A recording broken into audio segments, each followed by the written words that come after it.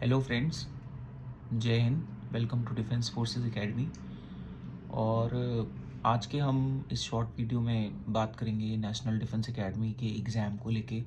जो सबसे basic concern होता है स्टूडेंट्स का, वो होता है when to start the preparation, और क्या ज़रूरी है प्रिपरेशन के लिए। और एक सबसे बड़ा जो डाउट रहता है दिमाग में, वो रहता है ट्वेल्थ में कौन सी स्ट्रीम लेनी चाहिए। आर्ट साइड्स वाले बच्चे जो ह्यूमैनिटीज़ से आते हैं उनके लिए क्या स्कोप है, या जो कॉमर्स बैकग्राउंड से आते हैं उनके लिए क्या स्कोप है।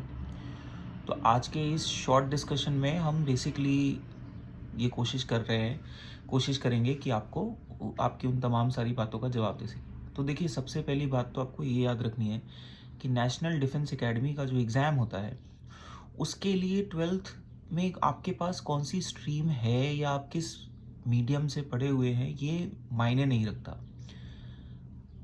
क्यों मायने नहीं रखता? क्योंकि यूपीएससी का जो एग्ज़ाम होता है नेशनल डिफेंस एकेडमी का, वो सबके लिए होता है जो भी ट्वेल्थ में स्टूडेंट्स पढ़ रहे हैं या पढ़ चुके हैं। तो पहली चीज़ तो आपको ये याद रखनी है कि नेशनल डिफेंस एकेडमी के एग्ज़ाम के लिए आपका साइंस साइड से होना या मैथ्स कंपलसरी है ट्वेल्थ में, ऐसी कोई ज़रूरी नहीं है। इवन अगर आप नॉन मैथ्स बैकग्राउंड से भी आते हैं तो भी आप वो एग्ज़ाम दे सकते हैं। हाँ, जो नॉन मैथ्स बैकग्राउंड से बच्चे आते हैं उनको बस ये ज़्यादा ध्यान रखने की ज़रूरत है कि उनको 11th-12th में वो भले ही कोई भी सब्जेक्ट पढ़ें, उनको मैथ्स की प्रैक्टिस रेगुलरली करनी पड़ेगी अगर वो एनडीए की तैयारी कर रहे हैं। और दूसरी चीज़, जो बच्चे मैथ्स बैकग्राउंड से आ रहे हैं उनके लिए ज़रूरी ये है कि वो जो नॉन मैथ्स सब्जेक्ट्स हैं, ह्यूमैनिटीज़ के सब्जेक्ट्स हैं, उनके रेगुलर टच में रहना पड़ेगा। तो कहने का मतलब ये है कि आप चाहे मैथ्स बैकग्राउंड से आएँ या आप ह्यूमैनिटीज़ बैकग्राउंड से आएँ, एनडीए का एग्ज़ाम सबके लिए होता है। और जो पेपर आते हैं, यानी कि जो 2 एग्ज़ाम्स आपको प्री में, जो आपका पहला राउंड होता है रिटन का, उसमें जो आपको क्लियर करने हैं, उसमें 300 मार्क्स की मैथ्स का एग्ज़ाम होता है और 600 मार्क्स का जीएटी होता है, जिसको हम जनरल एप्टीट्यूड टेस्ट के साथ के तौर पे देखते हैं, जिसमें इंग्लिश और जनरल स्टडीज़ के 2 सेक्शंस होते हैं। तो अब बात आती है कि प्रिपरेशन में क्या चीज़ें ध्यान रखने की ज़रूरत है। तो पहली चीज़ आपको याद रखनी है कि एनडीए के लिए आइडियल प्रिपरेशन जो है वो 11 से आप शुरू कर सकते हैं। 10th का बोर्ड एग्ज़ाम देने के बाद अगर आप एनडीए टारगेट कर रहे हैं, तो आपको 11 से ही ऐसे प्लान्स बनाने की ज़रूरत है जो आपके एनडीए के एग्ज़ाम को लेके, आपके एनडीए के एग्ज़ाम और आपकी स्कूल के का जो करिकुलम है उसको साइड बाय साइड आप लेके चल सकते हैं। उसका रीज़न मैं आपको ये देना चाहूँगा कि जो नेशनल डिफेंस एकेडमी का एग्ज़ाम होता है, वो पूरी तरीके से स्कूल करिकुलम पे बेस्ड होता है। वो एग्ज़ाम कोई आईआईटी या नीट वाला पेपर नहीं है जिसमें जो चीज़ें आपसे पूछी जा रही हैं वो आपको आपको आपने कभी पढ़ी नहीं है।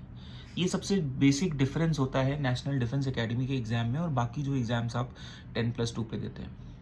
तो एनडीए का जो एग्ज़ाम होता है उसका जो टोटल बैकग्राउंड होता है वो एनसीईआरटी बेस्ड होता है। And that is the reason कि अगर आप 11 से प्रिपरेशन करेंगे और 11 के से प्रिपरेशन के साथ साथ आप अपने स्कूल के साथ साथ अगर एनडीए को लेके चलेंगे तो इट इज़ वेरी यूज़फुल, और उसमें आप सक्सेस होने के आपके चांसेस बढ़ जाते हैं।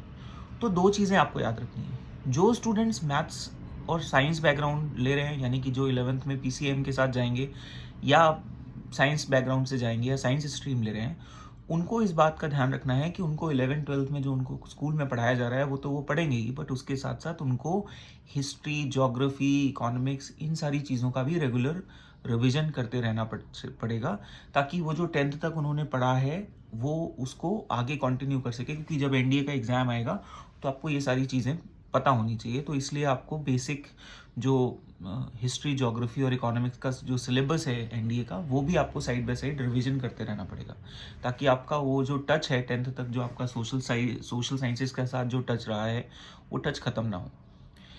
यही सेम चीज़ उन बच्चों को करनी है जो बच्चे ह्यूमैनिटीज़ लेंगे या कॉमर्स लेंगे। जो बच्चे ह्यूमैनिटीज़ या कॉमर्स में जा रहे हैं, उनको इस बात का ध्यान रखना है कि वो रेगुलर मैथ्स और साइंस के सब्जेक्ट्स का प्रैक्टिस करते रहें। मैं यहाँ ये नहीं कह रहा हूँ कि आपको डीप डाउन अपना मैथ्स, साइंस और ह्यूमैनिटीज़ का और कॉमर्स का भी करिकुलम पढ़ना है और उसके बाद आपको साइंस का भी करिकुलम पढ़ना है। मैं ऐसी ये बात बिल्कुल नहीं कर रहा। मैं आपको ये कह रहा हूँ कि आपको 11th में अगर आप ह्यूमैनिटीज़ ले रहे हैं तो इस बात का आपको ध्यान रखना है कि आपको मैथ्स का रेगुलर प्रैक्टिस करते रहिएगा, ताकि आपका मैथ्स का टच खत्म ना हो। इससे होगा ये कि जब आप 12th के एग्ज़ाम्स के बाद जब आप अपने एनडीए के पेपर के लिए जाएँगे और जब आप मैथ्स को रिवाइज़ करने के लिए बैठेंगे, तो आपको ऐसा नहीं लगेगा कि ये तो ऐसी चीज़ है जो मैंने 2 साल पहले पढ़ी थी।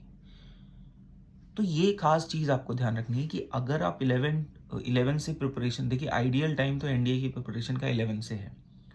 तो जब आप 11th में प्रिपरेशन शुरू करेंगे अपनी, तो यूपीएससी की वेबसाइट से सिलेबस डाउनलोड कीजिए और उस सिलेबस के अकॉर्डिंग आपको पढ़ना है। जो लोग साइंस बैकग्राउंड, जो साइंस स्ट्रीम लेंगे, उनको मैथ्स, फिजिक्स, केमिस्ट्री, ये 3 चीज़ें तो स्कूल में पढ़ाई जाएंगी। लेकिन इन 3 चीज़ों के अलावा जो बाकी सब्जेक्ट्स बच गए, जो यूपीएससी पूछेगा, जैसे हिस्ट्री हो गई, ज्योग्राफी हो गई, इकोनॉमिक्स हो गई, ये पढ़ने के लिए आपको रेगुलर प्रैक्टिस करनी पड़ेगी, जो आप स्कूल के बाद साइड बाय साइड कर सकते हैं। अगर आप हफ्ते में 3 या 4 घंटे भी इन सारी चीज़ों को देंगे, तो 2 साल का जो बहुत लंबा प्रिपरेटरी टाइम है आपका, इसमें आप अच्छा खासा परफॉर्म कर पाएंगे। सिमिलर चीज़ ह्यूमैनिटीज़ और कॉमर्स वालों को करनी है। भाई ह्यूमैनिटीज़ वालों को क्या फ़ायदा है, ह्यूमैनिटीज़ वाले हिस्ट्री, ज्योग्राफी, पॉलिटिकल साइंस, ये सारी चीज़ें पढ़ रहे हैं, तो उनको जीएस का जो पेपर एनडीए का आएगा उसमें इन सारी चीज़ों में तो कोई दिक्कत नहीं होगी। इंग्लिश तो सबके लिए कंपलसरी है।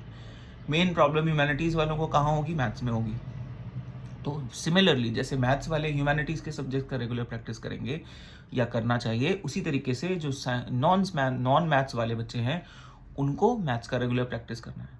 प्रैक्टिस का मतलब ये है कि आपका टच खत्म नहीं होना चाहिए, क्योंकि होता ये है कि 10th के बाद जब हमारी स्ट्रीम्स डिवाइड हो जाती हैं, तो बच्चों ने 10th तक जो सब्जेक्ट्स पढ़े होते हैं और उसके बाद वो एकदम से 2 साल उसको नहीं पढ़ते हैं, तो आपका जो माइंड है उन सारे सब्जेक्ट्स को लेके, जो आपने इतने सालों में कोरिलेशंस या जो बैकग्राउंड बनाया है, वो धीरे धीरे डिमिनिश करना शुरू कर देता है। तो ये 2 चीज़ों का ध्यान रखना है। पहली चीज़, एनडीए के पेपर के लिए बैकग्राउंड इज़ नॉट मैंडेटरी कि आप मैथ्स वाले हैं तो ही आपका सिलेक्शन होगा, ऐसा कुछ नहीं है। पेपर सबके लिए होता है। यूपीएससी का एलिजिबिलिटी क्राइटेरिया सिंपल है, a person who is studying in 12th और हु हैज़ पास्ड 12th, बस यही क्राइटेरिया होता है। उसके अलावा एनसीईआरटी का जो सिलेबस है वो सबके लिए कॉमन है। तो पेपर में ऐसा कोई डिफरेंशिएशन नहीं है कि साइंस वाले नहीं दे सकते या ये वाले नहीं दे सकते। तो ये चीज़ आपको ध्यान रखनी है। दूसरी चीज़, हाँ, बस एनडीए के एग्ज़ाम में एक ही जो डिफरेंशिएशन होता है मैथ्स और नॉन मैथ्स बच्चों में, वो ये है कि जो बच्चे मैथ्स और फिज़िक्स यानी कि पीसीएम बैकग्राउंड के नहीं होते हैं, वो बच्चे नेवी या एयरफोर्स को ऑप्ट नहीं कर सकते। यानी कि जब आप यूपीएससी का फॉर्म भरते हैं, तो यूपीएससी में जब फॉर्म आप भरते हैं, तो उसमें वो आपसे आपका 10+2 का स्ट्रीम पूछता है। तो उसमें बच्चे ह्यूमैनिटीज़ लिखेंगे, साइंस लिखेंगे, एटसेट्रा एटसेट्रा। जो बच्चे पीसीएम बैकग्राउंड के नहीं होते हैं, वो एनडीए के थ्रू नेवी या एयरफोर्स की जो पोस्ट निकलती हैं, वो उसके लिए एलिजिबल नहीं होते। रीज़न उसका ये है कि जो नेवी और एयरफोर्स के लिए बच्चे ऑप्ट करेंगे एनडीए के थ्रू, वो टेक्निकल एजुकेशन के थ्रू जाते हैं, तो इसीलिए उसमें नॉन टेक्निकल बैकग्राउंड वाले बच्चे एलिजिबल नहीं होते। कहने का मतलब ये, अगर आप ह्यूमैनिटीज़ से आते हैं या कॉमर्स से आते हैं, तो आपको एक ही ऑप्शन मिलेगा आईएमए का। आप एयरफोर्स और नेवी के लिए एलिजिबल नहीं होंगे, आर्मी के लिए होंगे। यानी कि जो पीसीएम बैकग्राउंड के बच्चे हैं, वो नेवी, एयरफोर्स और आर्मी तीनों में से अपनी चॉइस देंगे, लेकिन जो नॉन पीसीएम बैकग्राउंड के बच्चे हैं, वो सिर्फ और सिर्फ आर्मी के लिए चॉइस देंगे। तो कहने का मतलब ये है कि सिर्फ यही एक फ़र्क होता है कि जो साइंस बैकग्राउंड के बच्चे नहीं होते हैं, उनको नेवी और एयरफोर्स ऑप्ट नहीं करनी। तो यहाँ पे आपको एक चीज़ और याद रखनी है, वो स्टूडेंट्स जिनको नेवी या एयरफोर्स में अपना करियर बनाना है, उन बच्चों के लिए खास तौर पे ज़रूरी है कि वो अगर एनडीए का पेपर दे रहे हैं या एनडीए के थ्रू वो नेवी और एयरफोर्स ज्वाइन करना चाहते हैं, तो उनको 10th के बाद पीसीएम लेना पड़ेगा। Without physics, chemistry, maths as your stream in 12th, आप नेवी और एयरफोर्स के लिए एलिजिबल नहीं है थ्रू एनडीए।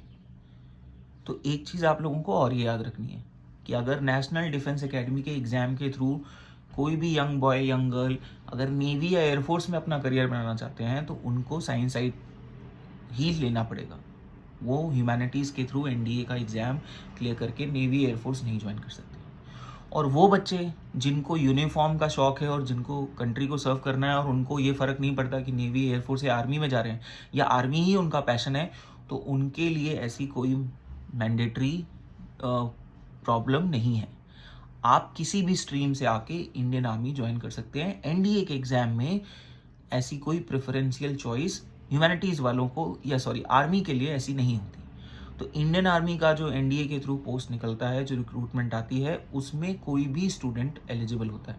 उसमें साइंस, नॉन साइंस कोई दिक्कत नहीं है। तो आसान भाषा में एनडीए के एग्ज़ाम में वो स्टूडेंट्स जो ह्यूमैनिटीज़ या कॉमर्स बैकग्राउंड से आते हैं, या जिनके पास 12th में फिजिक्स और मैथ्स नहीं थी, वो सिर्फ और सिर्फ आर्मी के लिए एलिजिबल होते हैं। और जो पीसीएम वाले होते हैं वो आर्मी, नेवी, एयरफोर्स तीनों के लिए एलिजिबल होते हैं। लेकिन पेपर सबका कॉमन आता है।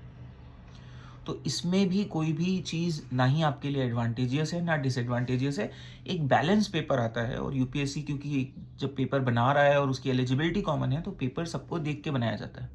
तो उसमें मैथ्स वाले बच्चों को सिर्फ ये है कि हाँ, उन्होंने मैथ्स पढ़ रखी है, तो उनको 300 मार्क्स का जो मैथ्स का पेपर होता है, उसमें थोड़ी सी फ़ायदा ये हो जाता है कि उसमें से 40-50% चीज़ें उनको पता है, क्योंकि वो रेगुलरली पढ़ते हुए चले आ रहे हैं।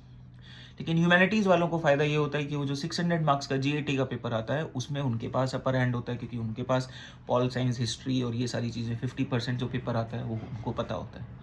तो कहने का मतलब ये है कि जब आप एनडीए का एग्ज़ाम की प्रिपरेशन कर रहे हैं, तो आपको यही बैलेंस मेंटेन करके रखना है। अगर आप ह्यूमैनिटीज़ बैकग्राउंड से हैं, 11th से ह्यूमैनिटीज़ पढ़ रहे हैं, तो आपको साइंस के सब्जेक्ट्स को रेगुलर रिवाइज करना चाहिए, ताकि आपका वो टच बना रहे। और यही सेम चीज़ मैथ्स वाले बच्चों को करना है, कि जो मैथ्स और पीसीएम बैकग्राउंड के हैं, उनको रेगुलरली ह्यूमैनिटीज़ के सब्जेक्ट्स प्रैक्टिस करने पड़ेंगे। क्योंकि जब तक आप ये दोनों स्ट्रीम्स का एक कोहेसिव बैलेंस नहीं बनाएंगे, तब तक एनडीए के एग्ज़ाम में सक्सेसफुल होना आपके लिए मुश्किल रहेगा। दूसरा रीज़न ये भी है कि रिटन का एग्ज़ाम आपको सिर्फ निकालना नहीं है, आपको रिटन का एग्ज़ाम अच्छे नंबर्स के साथ निकालना है, क्योंकि कट ऑफ तो बहुत कम आती है। 900 का जो टोटल मार्क्स हैं यहाँ पे, इसमें से कट ऑफ आपकी 350, 345 के आसपास आती है, यानी कि लेस देन 50%। लेकिन आप जितना अच्छा रिटन में करेंगे, उतना आपका फाइनल सिलेक्शन के चांसेस बढ़ जाएंगे। उसका रीज़न ये है कि जो आपके रिटन के मार्क्स हैं, वो आपके एसएसबी जब आप क्वालिफाई करेंगे, जो सेकंड स्टेज होता है एनडीए के एग्ज़ाम का, जब आप वो क्वालिफाई कर जाएंगे, तो एसएसबी के बोर्ड ने जो आपको मार्क्स दिए होंगे और जो आपके रिटन में मार्क्स आए हैं, इनको ऐड करके फाइनल मेरिट बनती है। तो इसलिए बहुत ज़रूरी है कि आप अपने रिटन को, एग्ज़ाम को बहुत ज़्यादा सीरियसली लें। दोनों ही एग्ज़ाम से, चाहे वो एसएसबी हो या रिटन हो, दोनों ही इक्वली इंपॉर्टेंट है। तो आपको रिटन पे फोकस करना है। और सबसे इम्पॉर्टेंट चीज़ जो नेशनल डिफेंस एकेडमी के एग्ज़ाम को क्रैक करने के लिए ज़रूरी है, वो है आपके सराउंडिंग्स के साथ रिलेशन, यानी कि आपका awareness, mental awareness, presence of mind, कि आपके आसपास क्या चल रहा है। तो चाहे आप पीसीएम बैकग्राउंड से हैं या ह्यूमैनिटीज़ के बैकग्राउंड से हैं, जो भी स्टूडेंट्स नेशनल डिफेंस एकेडमी के पेपर को अटेम्प्ट करने जा रहे हैं आने वाले महीनों में या आने वाले कुछ सालों में, उनके लिए ज़रूरी है start reading newspapers, start reading news, start reading what is happening around you, and preferably start reading English newspapers, because English का जो पेपर है, जो आपका 200 नंबर की इंग्लिश आती है, उसमें भी आपको हेल्प मिलेगी। तो मैंडेटरी है सब बच्चों के लिए कि start reading newspapers, buy a good English newspaper, और उसको डेली पढ़ना शुरू कीजिए, सो दैट आपका जो नॉलेज बेस है वो बनेगा। क्योंकि नेशनल डिफेंस एकेडमी का एग्ज़ाम जो होता है, उसमें जो रिटन का सेक्शन आता है, उसमें भी करंट अफेयर्स इंपॉर्टेंट है, लेकिन उसके साथ साथ जो आपका एसएसबी होगा, उसमें जो ग्रुप डिस्कशन, इंटरव्यूज़ के टॉपिक्स या लेक्चरेट के टॉपिक्स होते हैं, उसमें भी आपकी करंट अवेयरनेस आती है।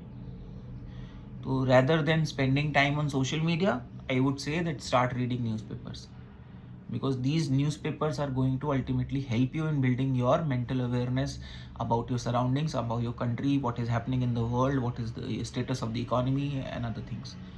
Because when you go for National Defense Academy, they are basically searching for young leaders, the prospects of being one of the officers in the armed forces, leading the men to glory. तो ये एक अगर purpose है किसी भी organisation का, that they are looking for people who can give order and who can take order and who can decide under extreme situations to decide what is wrong, what is right, तो उसके लिए आपका mental strength देखा जाएगा। और वो mental strength आपका आएगा जब आपको सारी चीज़ों के बारे में पता होगा and you are aware what is there. तो start reading newspapers, and specially the ideal time is to start as early as possible, 11 से शुरू कीजिए। और दूसरी चीज़, हमने इस पे एक और वीडियो बनाया है एज को लेके, तो please go and watch the video regarding the age bracket, and so that calculate your own age, your attempts and start accordingly. तो आज के वीडियो में बेसिक जो बात हमने सीखी वो ये है कि एनडीए का एग्ज़ाम कोई भी स्टूडेंट दे सकता है। आपका 10+2 का स्ट्रीम मायने नहीं रखता, बस ये है कि आपको तैयारी जो है वो जल्द से जल्द शुरू करनी होती है और एक पैटर्न के थ्रू अगर आप करेंगे 11 से अगर आप इसको लेके चलेंगे तो it becomes much more easier for you to give exam with full confidence. I hope this information will help you in deciding what is your ultimate goal and what is your pattern of preparation for the exams, and hopefully all the best. And आप सब लोगों को इस बात के लिए शुभकामनाएं कि आने वाले एग्जाम्स में आप अच्छा परफॉर्म करें. And thank you so much, and please subscribe and like our Defense Forces Academy channel for more such videos. Thank you so much and Jai Hind.